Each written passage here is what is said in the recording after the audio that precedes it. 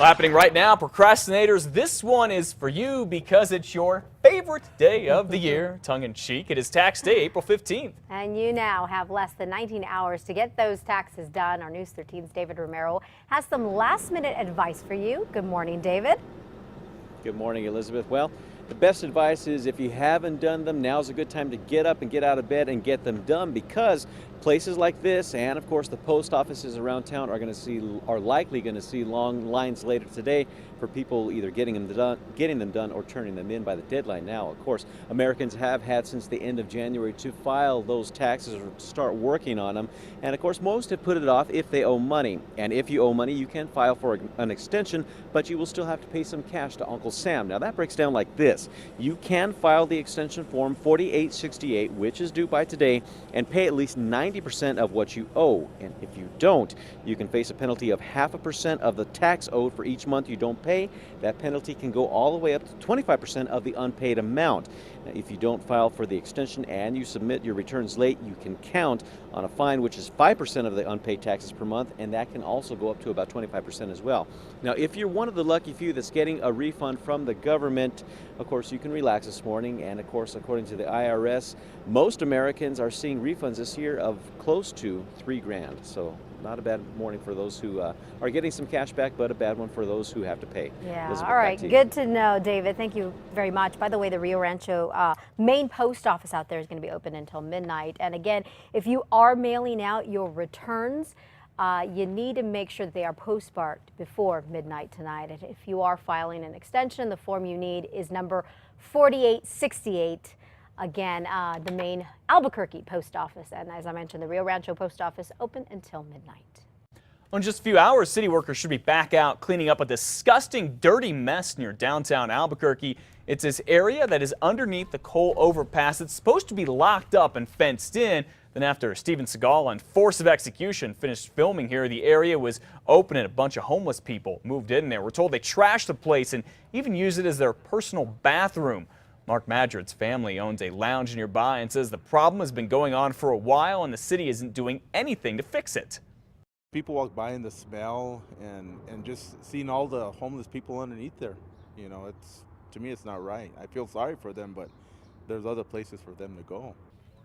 This weekend, the Safe City Strike Force put a new lock on the fence and promised that workers would be back up today to go clean up that mess. Well, it is going to be a busy night for Albuquerque City Councilors. Some of the things they're set to vote on are changing the Police Oversight Commission. That's the group that's supposed to police the police department. 4 councilors have 2 different sets of plans to give that commission more oversight. Plus, councilors are supposed to vote to set aside money to join Bernalillo County's gun buyback program. This meeting starts at 5. We'll be there and let you know what the City Council does.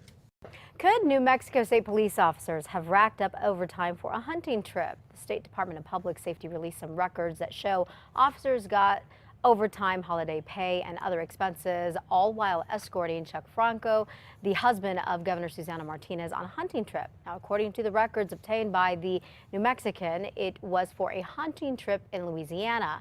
Now, State Police Chief Robert Schillings says the 2 agents were indeed properly assigned.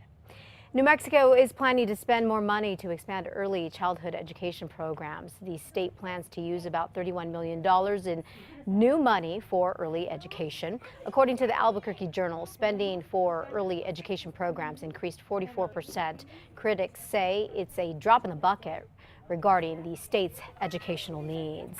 And students at NMSU are getting a brand new building in honor of one of New Mexico's most celebrated lawmakers.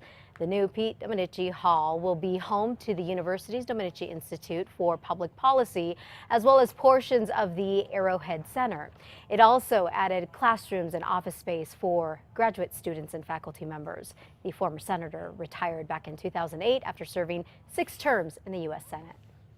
Well, 2 men are now facing charges after DEA agents say they were dealing drugs to UNM students. Agents say they recently found everything from marijuana to ecstasy, hydrocodone, and more at Mark Bingaman's and Paul Featherstone's apartment on Roma Northeast. When we first started coming across them, we found them, near the campus right across the street at some of these places, just hanging out with the students. So undoubtedly, the target market was the UNM students, the college crowd, the party crowd over there. These two, Bingaman and Featherstone, are now charged with possession with intent to distribute. Agents say they got onto the pair through a tip from the DEA's anonymous text messaging tip line, that is tip 411. A father is in a lot of trouble for allegedly making a scene in front of his own kids. According to a criminal complaint, Rob Harris is facing child abuse charges after he started fighting with other people at Tingley Beach over the weekend. He then packed his 3 kids, the youngest less than 2 years old, into his van and drove off. Well, police say when Harris returned, he failed a field sobriety test, blowing either at or above .16 on a breath alcohol test. Harris was taken to the hospital. No word on who took care of their children at that time. Well, folks in Roswell are being told to look out for what could be a possible arsonist as the fire marshal there continues to look for a lot of answers. And the latest house fire was very close to a neighborhood that has been seen as being suspicious there, as other fires have happened there recently. So far, investigators don't have any suspects in the case. However, 7 homes in that same area have caught fire only weeks apart from each other. The first one was on Matthews, and then 2, then 3 on South Miltberry.